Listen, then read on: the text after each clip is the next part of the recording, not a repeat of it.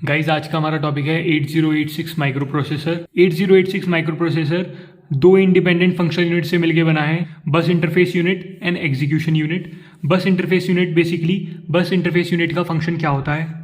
Fetch the instruction और data from the memory, write data to the memory, write data to its port, read data from the port. ये इसका basic सा एक diagram है overview के लिए कि बस इंटरफेस यूनिट क्या करता है। Bus interface unit, execution unit, ये हमारी मेमोरी है, ये रिजल्ट इसे आउटपुट कर रहा है, ये हमारी क्वेरी आ रही है और ये हमारा रिजल्ट वापस जा रहा है, ये एग्जीक्यूशन यूनिट है।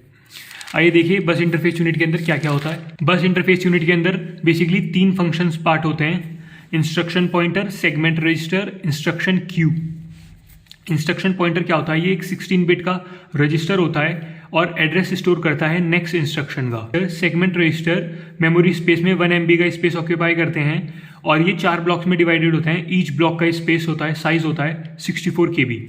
देखिए ये होते हैं हमारे segment register: CS, DS, SS और ES। Code segment, data segment, stack segment and extra segment.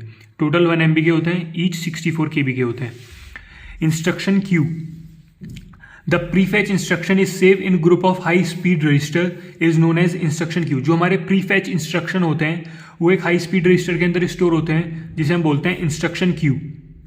बस interface unit perform operation in parallel with execution unit. Bus interface unit fetch instruction byte while execution unit is executing the operation. जो हमारे instruction register होते हैं इसमें एक important point ये है कि एक हाई स्पीड रजिस्टर होते हैं। फिर हमारा आता है एग्जीक्यूशन यूनिट, इसे भी डायग्राम के थ्रू समझेंगे। इसका एक प्रॉपर डायग्राम मैं अभी ऊपर लगा दूंगा और इसे, लेकिन अभी इसकी थ्योरी समझते हैं। इसकी थ्योरी में क्या है, फंक्शन क्या होता है एग्जीक्यूशन यूनिट का? To tell bus interface unit where to fetch the instruction और data from, to decode the instruction, to execute the instruction. इसके फंक्शनल पार्ट्स क्या होते हैं?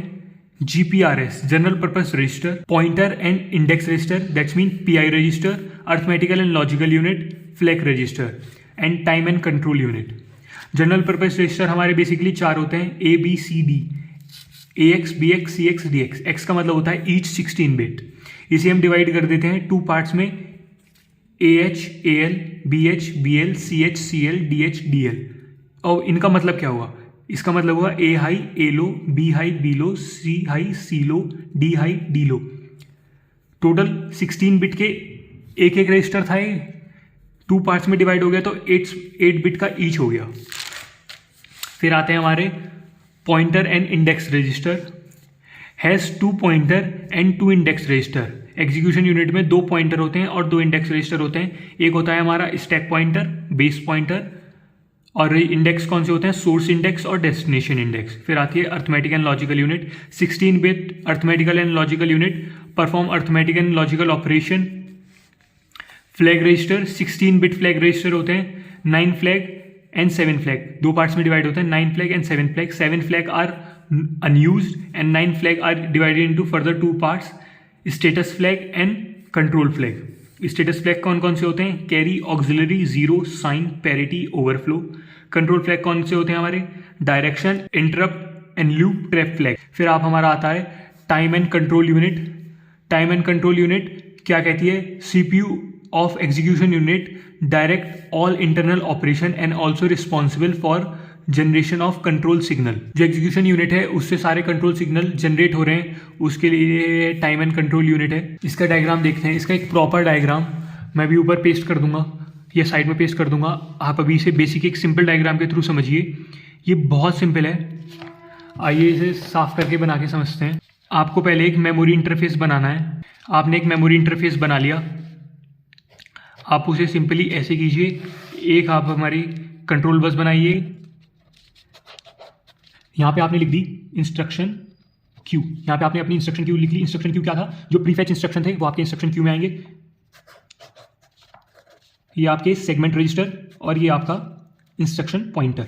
सेगमेंट रजिस्टर आपको बताए थे क्या होते हैं? CS, DS, SS and ES। और ये इंस्ट्रक्शन पॉइंटर। ये आपकी बस इंटरफेस यूनिट इतने सिंपल डायग्राम में सॉल्व हो चुके हैं। No need to draw any complex diagram. आप इस लाइन को डबल कर सकते हैं बेसिकली समझने के लिए, तब समझिए, बाद में फिनिशिंग तो आप कितनी भी कर सकते हैं इसकी। यहाँ पे फिर आप हमारी बनाइए कंट्रोल यूनिट। इसके बाद आपको सिंपली एक वो बनानी है एग्जीक्यूशन यूनिट। उसके लिए आप बस इंटरफेस बनाइए, 2 पॉइंट ऐसे डालिए। यहाँ पे arithmetical and logical unit, arithmetical logical unit किसे पॉइंट करेगी, फ्लैग को।